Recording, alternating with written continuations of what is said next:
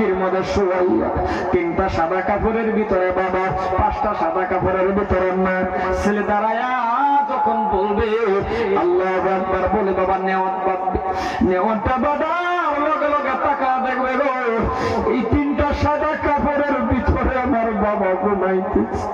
ছেলের অন্তরের মধ্যে বাবা একটা ধাক্কা লাগবে।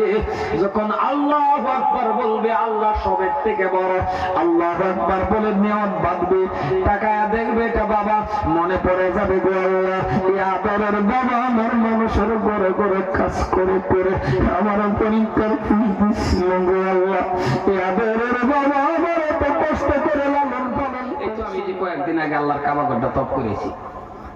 আনেকর দেশেরই সন্তান আমি, কিন্তু আনেকর দোয়া আছে বোধ হয় আল্লাহ পাক রব্বুল আলামিন একেবারে কম বয়সে আমার হজ করাইছেন। এরপরে আল্লাহ পাক রব্বুল আলামিন আমার 6 বার করে আল্লাহর কাবা ঘর তপ করেছে। আল্লাহর কাছে চাইলে আল্লাহ দেয়, আমিও চাই দিব। মুসলমান ভাইয়ের আমার, মুসা নবীকে যখন কইছে কর পর আল্লাহ কইছে মেঘ দিতাম না। মুসা নবী রাত ডাক দিয়ে বলতেছেন আল্লাহ কেন দেবেন না? আল্লাহ রাব্বুল আলামিন ডাক দিয়ে কই মুসা রে, হাজার হাজার মানুষ নিয়ে তুমি দোয়া করো গো, এই হাজার হাজার মানুষের ভিতরে তোমার একটা উম্মত, ভালো করে বুঝবেন, তোমার একটা, আল্লাহ কয় মুসা তোমার একটা উম্মত বসা আছে রে জিনাখোর। কয়জন? নাও করুন, একজন। আল্লাহ ডাকবে কই মুসা গো, এই জিনাখোর বান্দারে সরায়া দাও, এই জিনাখোর বান্দারে উড়ায়া দাও, এরপরে আমি আল্লাহ মেঘ দিব। মুসা নবী কিরম বুঝুন, গরম নবী গো, যেবারে আজরাইল সর মারে বসে দোহান বাদ দেখো, ওই কেডারে জিনাখোর উঠ। যখন কইছে কেডারে জিনাখোর উঠ, তখন আইনে কই যে বান্দারা জিনাখোর এর শরীরে একটা ধাক্কা লাগছে না গো, জুড়ে কই না, লাগছে না? এই যে আমরা যখন কইতেছি লাগছে, আমরার মধ্যে যে জিনাখোর এর শরীরে লাগছে না? নাই, এত মনে মনে কইতাছে আমি কম না, কথা কোন আছে না?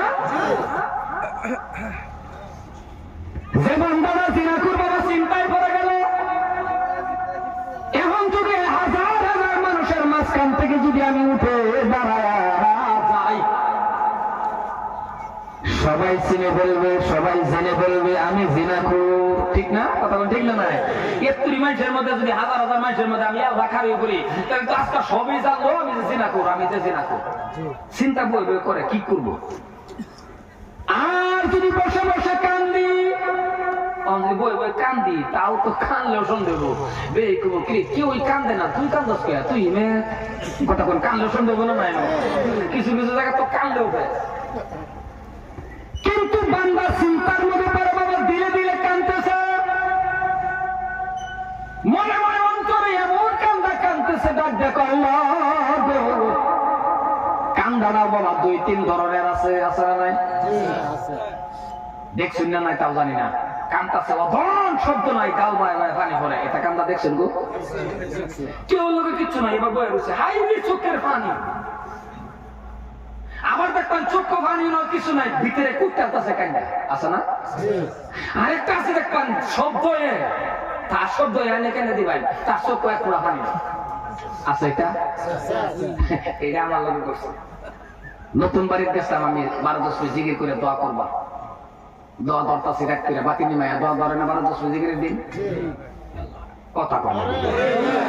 আমি দোয়া ধরছি, দোয়া ধরতাছি নতুন বাড়ি, আমার লোক একটা বই, আরে বাবা এমন কান্দা দিছে, এর কান্দা হির হানিয়ে আমারও কান্দায় পড়ছে। দেখা দিয়ে হইলে কেউ যদি বল দেখা দিয়ে কান্দায় না, কথা কোন না? নাই, কান্দাটা কিন্তু একজনের কান্দা দেখলেও কান্দায়, এ যখন হির হাইতেছে এমন কান্দা দিছে, পরে আসলে অরিজিনাল আমি কান্দা দিছি। কান্দা কান্দা শেষ করে দোয়া শেষ করছি, একজনে অতিরিক্ত কান্দে 1-1.5 মিনিট তো লাগে তার চোখ পুষতে, হাসা না গো? বাতি হান্দালানি লগে লগে এ না পাশের থেকে লগে লগে আমার কইতেছে বাতলে হও বাতলে হও বাতলে হও, কি একো বাতলে হও বাতলে হও, সায়া দেখি এক পুরা পানি চোখ। আমি বললাম এই তুমি নেই বা কান্দা, কহ যে সব মুহে কাঁদছি। তখন বুঝলাম যে মুহেও কান্দন যা, তার মানে হ্যাঁ হ্যাঁ আমি দেখুন যে শুক্রবারে কিছু কিছু মানুষের কান্দার লাগে ইমাম সাহেবের আব্বা না করবে না হাতানা নাই এমন কান্দা দেয় এক পুরা পানি নাই ইমাম সাহেবের আব্বা না হ্যাঁ আগে মানে এমন একটা বাপ করে ইমাম সাহেবের পরে রাব্বানা বাদা করতে কান্দে এলো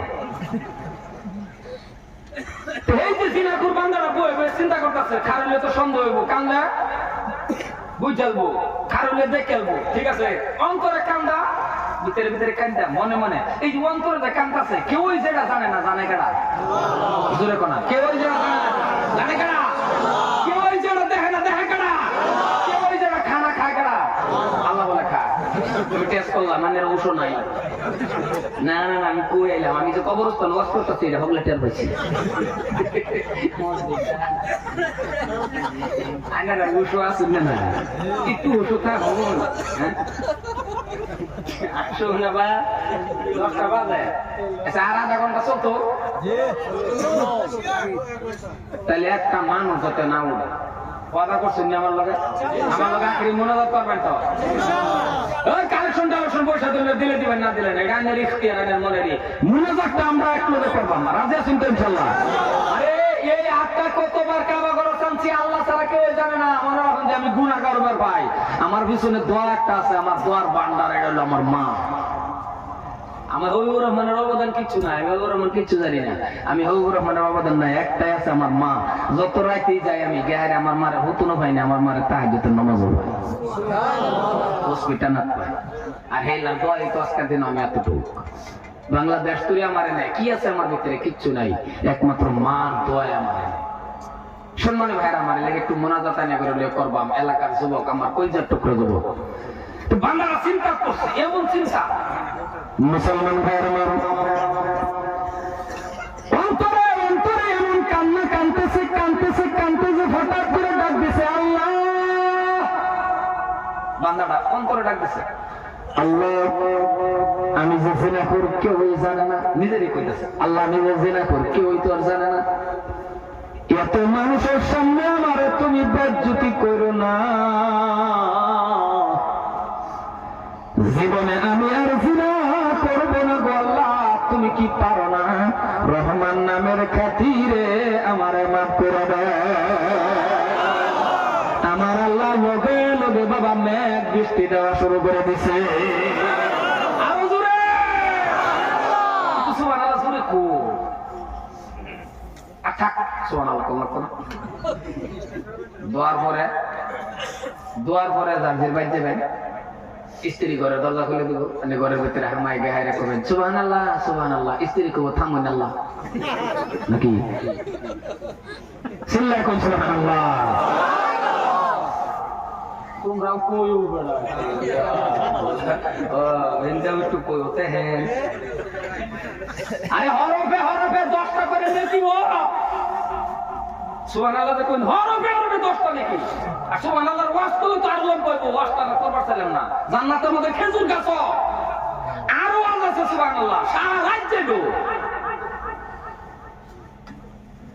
ডাক যখন দিল মেঘ হওয়া শুরু করলো মুসা নবীর রাগ উঠে গেল কেউ উঠছেন কি কেউ উঠছেন কি কেউ গেছে কি আল্লাহর ডাক দেখো আল্লাহ গো কেউ উঠলো না গেল না মেঘ দিলাকে তুমি না পেয়েছো আল্লাহ ফিরা করেছো কেউ তো উঠলো না গেল না আল্লাহ পাক রব্বুল আলামিন বলতেছেন ওগো নবী মুসা যে বান্দার জন্য মানা করছিলাম ওই বান্দার খাতিরে এই মেঘ দিয়া দিলাম কারণ ওগো নবী মুসা আমি আল্লাহর ডাক দিছে তুমি জানো না আমি জানি আমার বান্দা যখন আমার রহমান কয়া ডাক দিছে আমি আল্লাহ তারে মাফ করে দিলাম কিন্তু শুনে রাখো জেনে রাখো ওগো নবী মুসা তোমার উম্মতে জিনাকুর এটা আমি জানায় দেওয়ার ব্যবস্থা করছি কিন্তু মুসা শুনে রাখো এমন একটা জামানা আসবে এমন একজন নবী আমি পাঠাইব জমিনে যে নবী হবে আমার বন্ধু যে নবী হবে আমার দোস্ত ওই নবীর উম্মত। তার মানে বাবা আমরা ওই নবীর উম্মত এত বড়ই গুনাহ করে ফেলবে, কেউ আমি আল্লাহ জানাইব না। নবী মুসারে কেউ আমি বলবো না। যদি ওই নবীর উম্মত আমি 100 বছর হায়াত দেই, ওই নবীর উম্মত, তার মানে বাবা আমরা নবী মুসারে ওই নবীর উম্মত যদি আমি 100 বছর হায়াত দেই, 100 বছর হায়াত পাওয়ার পরেও 99 বছর 9 মাস 29 দিন 11 ঘন্টা রইল 1 ঘন্টা। এই 1 ঘন্টার মধ্যে যদি আমার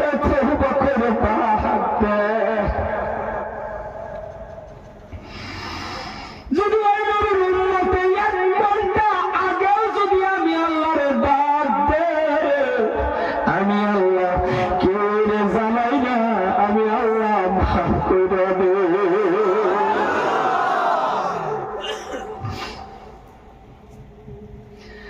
ওই নবী মুসা, ওই নবীর উম্মত আমার বন্ধু।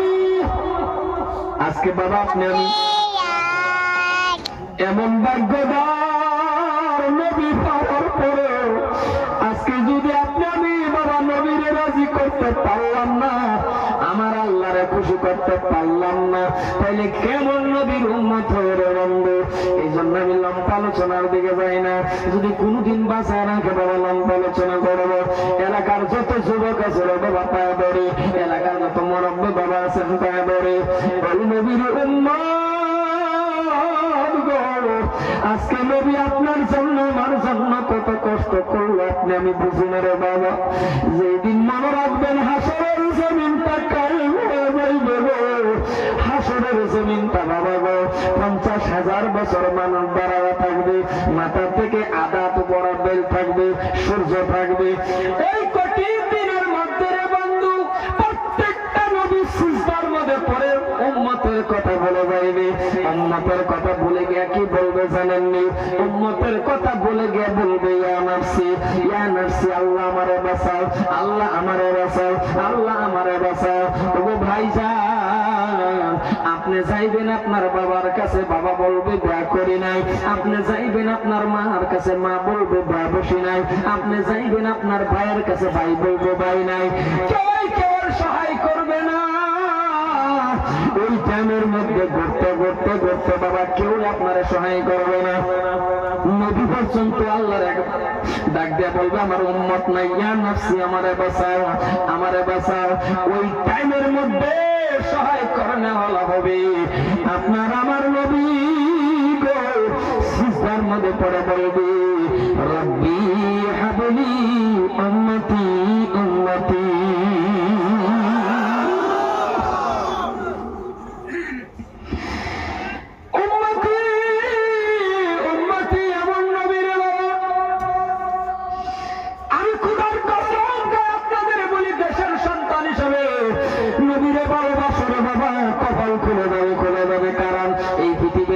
আপনি যত মানুষ আছে বাবা স্বপ্নে দেখলে জাহান্নাম হারাম না, অলিরে দেখলেও হারাম না, আরো বড় বুজুর্গরে দেখেন হারাম না, বাবারে দেখেন হারাম না, আরো বড় হুজুরে দেখেন হারাম না।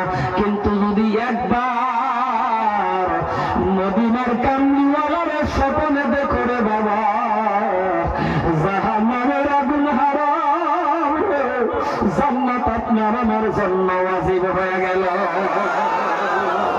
একটু প্রেম লাগান, একটু মহাব্বত করেন মুসলমান ভাইরা আমার।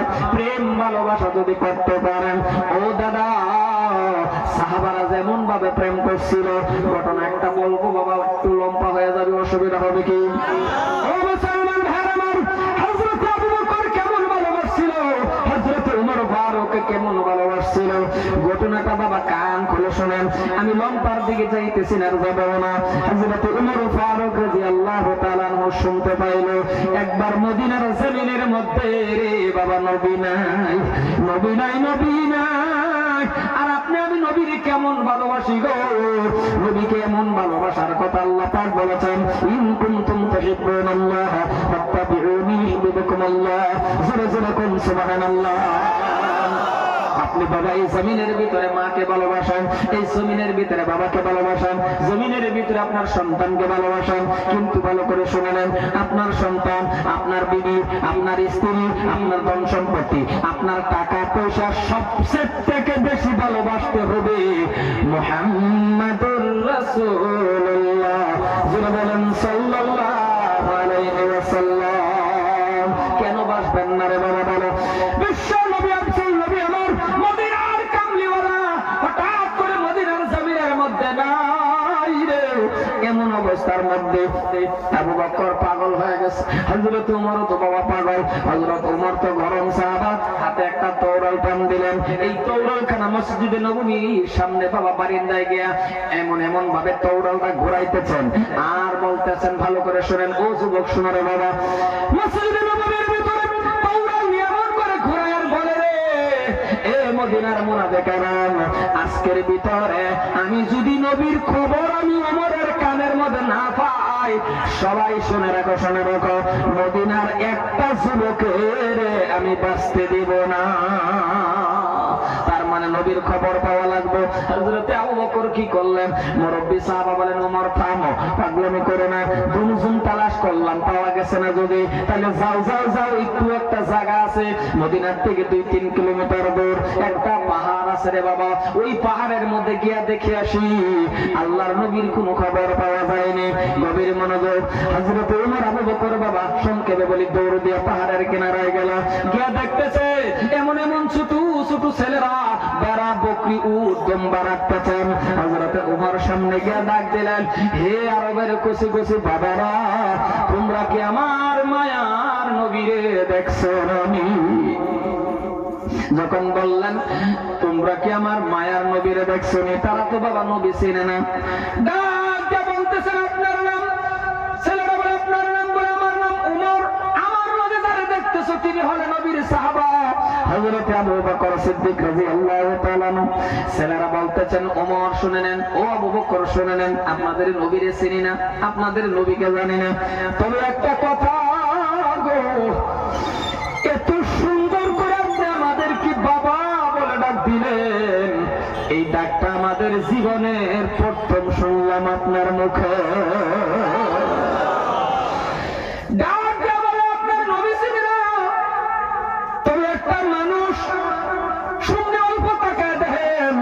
একটা পাহাড়ে গুহা, এই গুহার মধ্যে মানুষটা সুন্দর, নাম জানি না, পাগলের মতো সুন্দর মানুষ, কি জানি কইরে জানি না, এই পাহাড়ের গুহার মধ্যে সিজদার মধ্যে পড়ে আছে। আবু বকর বাবা ডাক দিলেন, ওমর, সিজদায় যে মানুষটা এটা অন্য কেউই না, এটাই তোমার আমার নবী হবে। দুজন রওনা। ছেলেরা কয়, ওমর থামেন, আবু বকর, আপনাদের দুজনের পায়ে ধরি। বলে, কেন? বলে, লোকটারা জলদি করে জায়গা থেকে নিয়ে যাবেন। বলে, কেন?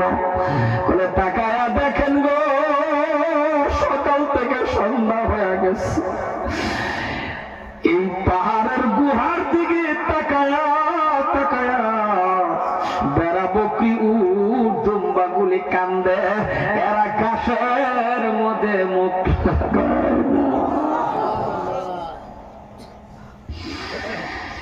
উড়েছিল রে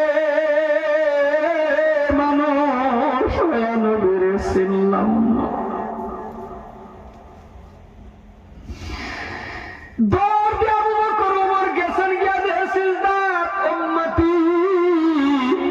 আপনার আমার জন্য নবী কাঁদতেছে। মুসলমান ভাইয়ের আমার, আজকে আপনি আমি বাবা কান্দি না, আজকে আপনি আমি নবীর মহব্বত রাখি না, নবীর ভালোবাসা যদি রাখতে চান, এবার আপনারা কনসুবাহী মক্তবের দরকার আছে না নাই? যেরকম আছে না নাই? কারণ এই ঘরটাই হলো নবী মুহাম্মদুর রাসূলুল্লাহর ঘর। এই ঘরের থেকে কি বনে জানেননি? এই ঘরের থেকে বনে রে বাবা তালিবুল ইলম, এই ঘরের থেকে বনে আপনার জীবনের শেষ বিদায় ঘরের থেকে বাবা কমপ্লিট বাস্তবে শিক্ষা হয়। উঠবেন না পা ধরছি আপনারা বাবা, ছোট মোটো ঘটনাটা মনে পড়ছে। এলাকার মানুষ রে, একজনে হাফিজ হয়েছে আলহামদুলিল্লাহ, একজনে মৌলানা হয়েছে আলহামদুলিল্লাহ, একজনে বন্ধুরে আমার কোরআন শরীফ পড়ছে আলহামদুলিল্লাহ, একজনে মুফতি সাহেব হয়েছে আলহামদুলিল্লাহ। এবার প্রশ্ন, আমি যে জেনারেল পড়লাম, বিএ পাস করলাম, এমএ পাস করলাম, আমি কি আলহামদুলিল্লাহ? এটাও খারাপ। কিন্তু একটা কথা বাবা, ও জেনারেল পড়নেওয়ালা, আপনি বাবা সুবাহি মক্তবের মধ্যে কতটুকু শিক্ষা করছেন? আর যদি আপনি সুবাহি মক্তবের মধ্যে রে বন্ধু 10টা সূরা শুদ্ধ করে মুখস্থ করেন, আর যদি পাক আর নাপাকটা জানেন, হালাল হারামটা ছিলেন, এতটুকু শিক্ষা করেন যতটুকু শিক্ষা করা আপনার উপরে ফরজ, আপনিও পারবেন জেনারেল ভাই মসজিদের ইমামতি করার জন্য। আপনি পারবেন। সুবাহি মক্তবের মধ্যে আপনার গুরুত্ব দেওয়া। যতগুলি যুবক আছেন শুনে রাখেন, 10টা সূরা মুখস্থ করেন, 10টা সূরা ভালো করে শুদ্ধ করে পড়েন, জানাজার নামাজটাও পড়েন, শিখে রাখুন। কারণ কানে খারাপ হবে বাবা, ভালো করে কান খারাপ করে শুনে রয়েছে, জানাজার নামাজটা পড়াইয়া শিখে রাখুন। 10টা সূরা মুখস্থ করেন, পাক আর নাপাক জানেন, হালাল হারাম পাচ্ছিলেন। কারণ একটা সময় আসবে আপনার বাবা মারা যাবে, একটা সময় আসবে আপনার মা মারা যাবে, একটা সময় আসবে রে আপনি মারা যাবেন। আপনার বাবা মারা গেছে, আপনার মা মারা গেছে, এবার আপনি চলছেন মসজিদের ইমাম সাহেবের কাছে। কারণ কি, কেন গেলেন মসজিদের ইমাম সাহেবের কাছে? আপনি না জেনারেল পারসন, বিএ পাস, আপনি কেন পারেন না জানাজার নামাজ পড়ানোর জন্য? আর বাহাদুরি করে, কি বাহাদুরি জানেননি? বলে আমার বাবার জানাজার মধ্যে 10,000 লোক হয়েছিল, আমার বাবার জানাজার মধ্যে 10,000 মানুষের জানাজা পড়ছে। বলে পড়াইছে কে? বলে ইমাম। এটা বাহাদুরি না। বাহাদুরি কাকে কয়? আমার বাবার জানাজার মধ্যে 100 মানুষ হয়েছে, জানাজা পড়াইছে কে? বলে জানাজা পড়াইছে নিজের আপন সন্তান, এর নাম বাবা বাহাদুরি। ও মুসলমান, জেনারেল পড়ছেন দিকে আপনার কি হয়েছে? আপনি জানাজা পড়ানিটা শিখে রাখুন। পাকার নামাজ জানলেন, জানাজার নামাজ মাত্র বাবা 4টা তাকবীরে পড়ানো হয়, এটাই সুবাহি মক্তবের মধ্যে শিক্ষা দেওয়া হয়।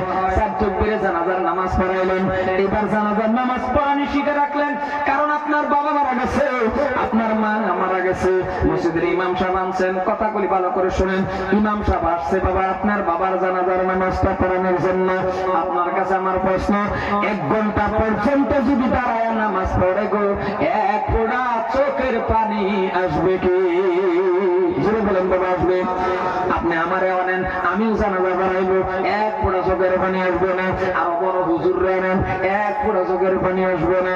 কিন্তু যদি গো নিজের ছেলে দাঁড়ায় যাওয়ার সামনে বাবারে খাটকির মধ্যে শুয়াইয়া 3টা সাদা কাপড়ের ভিতরে বাবা, 5টা সাদা কাপড়ের ভিতরে না, ছেলে দাঁড়ায়া যখন বলবে আল্লাহু আকবার বলে বাবা নেওয়াত বাঁধবে, নেওয়াতটা বাঁধার লগে লগে টাকা দেখবে গো, এই 3টা সাদা কাপড়ের ভিতরে আমার বাবা ঘুমাইতেছে। ছেলের অন্তরের মধ্যে বাবা একটা ধাক্কা লাগবে, যখন আল্লাহু আকবার বলবে, আল্লাহ সবের থেকে বড়, আল্লাহু আকবার বলে নেওয়াত বাঁধবে, টাকায় দেখবে এটা বাবা মনে পড়ে যাবে গো আল্লাহ, এই আদরের বাবা আমার মানুষের ঘরে ঘরে কাজ করে করে আমার পরীক্ষার ফিস দিচ্ছিল গো আল্লাহ, এই আদরের বাবা আমার এত কষ্ট করে লালন পালন করছিল গো আমার আল্লাহ। 2 নম্বর তাকবীর দিবে, 2 নম্বর তাকবীর দেওয়ার লগে লগে ইমাম সাহেবের চোখ থেকে পানি আসবে না, আমি হবিবুর রহমান বুলবুল আসবে না। কিন্তু নিজের ছেলে যদি জানে সামনে দাঁড়ানো, ছেলের চোখের পানি রাখতে পারবে না, পারবে না। কারণ বাবার সন্তানের ভালোবাসা, বাবার সন্তানের ভালোবাসা, সন্তানের মার ভালোবাসা ছাড়া কেউ জানে না।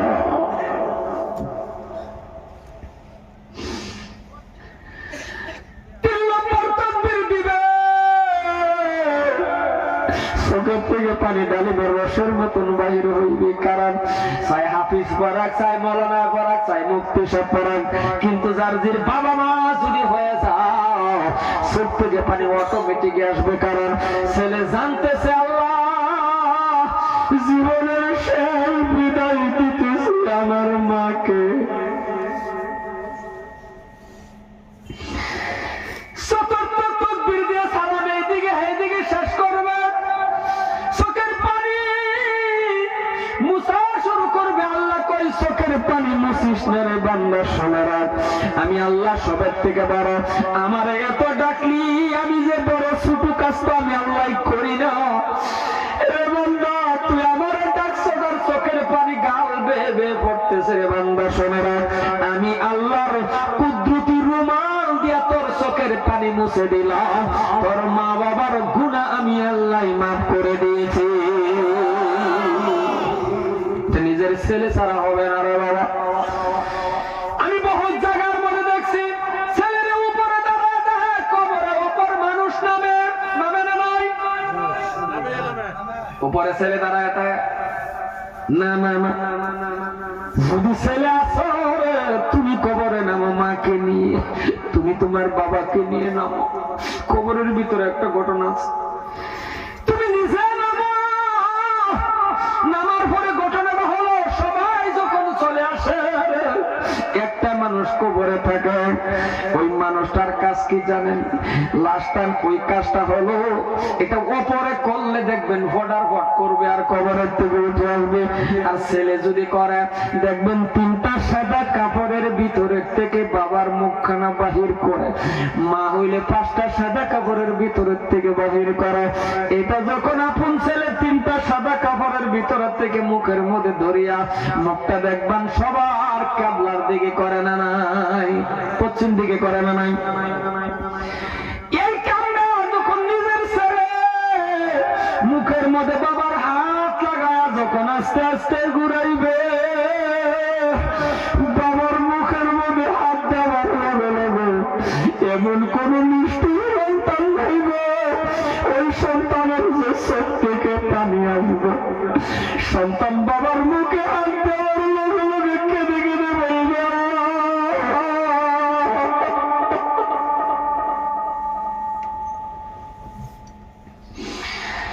মার মুখের মধ্যে হাত দেওয়ার লগে লগে বলবে আল্লাহ জীবনে শেষবারের মতন আমার মার মুখ ঘুরে দিতেছি আর হাত লাগাইতে পারবো না।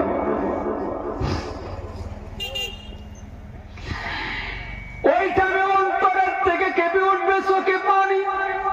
আল্লাহ পাক রব্বুল আলামিন বলে বান্দা কবরের মধ্যে বাবার মুখের মধ্যে দরিয়াও কান্দা, কান্দিস না রে বান্দা গো, আমি আল্লাহ তোর বাবা মার কবরের মধ্যে জান্নাতি বিছনা বিছায়া দিব। কারণ বাবা যার নাই গো সে বুঝতে পারে বাবা মার কত দামি। যাদের এই মজলিসে বাবা নাই, সকাল থেকে নিয়ে আপনার সন্ধ্যা পর্যন্ত কোন মানুষের বাবা ডাকবেন আপন বাবার মতন জীবনে হবে, জোরে বলেন হবে। মারে মা ডাকবেন হবে না। যদি হইতো রে ভাই আজকে 6 বার করে কামাগর পাপ করলাম, কত জীবনের মধ্যে কষ্ট করলাম, কত মানুষকে বাবা ডাকলাম, আপন বাবার মতন হয় না রে বন্ধু। কত কান্না মাদ্রাসার খুঁটির মধ্যে দরে দরে কাঁদছে একটা লুঙ্গির জন্য, একটা পাঞ্জাবির জন্য কত কান্না জীবনে কাঁদছি। যদি ওই জামের মধ্যে আমার বাবা থাকতো, আমার মনে হয় মানুষের ঘরে ঘরে কাজ করে এলো আমার লেখাপড়া করাইতো, কিন্তু মা পারে নাই, মা পারে নাই, পারে নাই। মানুষের ঘরে ঘরে কাজ করে মা আমাকে লেখাপড়া করাইছে রে বন্ধু। জীবনে আদরের বাবারে বাবা বলে ডাক দিতে পারি নাই। এই জন্য আপনারা তো জানেন আমি হবিবুর রহমানের কোনো ভাই বোন কিছুই নাই, শুধু একটা আমার মা আছে। ওই মার দুয়ার বরকত আজকে আমি আপনাদের সামনে কথা বলতেছি রে বন্ধু। আজকে বাংলাদেশ ত্রিপুরা কলকাতা মেঘালয় এত দূরে দূরে সফরে যাই ডেইলি বাড়ির থেকে যখন আমার কল করে জায়গায় ও হবিবুর রহমান কেমন আছে, জায়গা পাইছো, ভালো আছো, কিন্তু মাঝে মাঝে অন্তর ফেটে যায় মা বারবার জেগায়, মনে মনে ভাবে আল্লাহ যদি আজকে আমার বাবা থাকতো রে, একবার হলে তো একটা কল করে জিজ্ঞাসা করে রহমান কেমন আছে।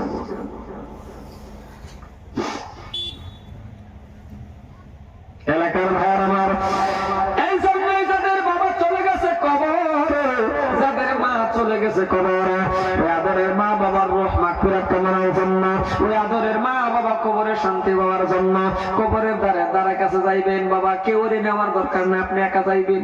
আমি গুনাহগার বলছি, কবরের পাশে একা যাইবেন। যাইয়া বাবা সূরা ইখলাস কুল হু আল্লাহু আহাদ আল্লাহুস সামাদ লাম ইয়ালিদ ওয়া লাম ইউলাদ ওয়া লাম ইয়াকুল লাহু কুফুয়ান আহাদ, এই সূরা একাই পড়বেন, একবার, দুইবার, তিনবার, একটা কোরআন খতম করার সওয়াব হয়ে গেছে।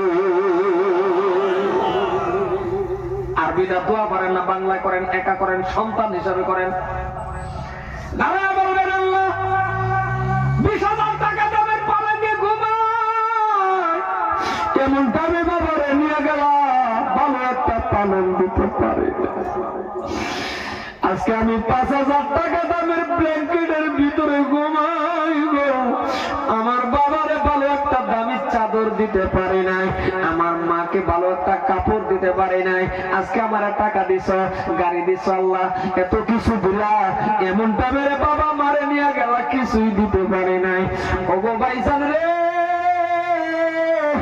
ওই আদরের মা বাবা কবরে শান্তি পাওয়ার জন্য, জান্নাতি বিছনা পাওয়ার জন্য আমি যদি আপনার কাছে আবদার করি, বাবা পায়ে ধরছি, আদরের বাবা মারে যাতে আল্লাহ সুখে রাখে, কবরে শান্তি রাখে, আর যদি জীবিত আছে হায়াতে তয়্যিবা দান করে। এই সুবহি মক্তবের মধ্যে আমার কাছে আবদার করছে, হুজুর মাত্র 8টা খোঁড়ার দরকার, আর হাফ ওয়াল করে বাবা সুবহি মক্তবটা বানাইতো, তাহলে আছে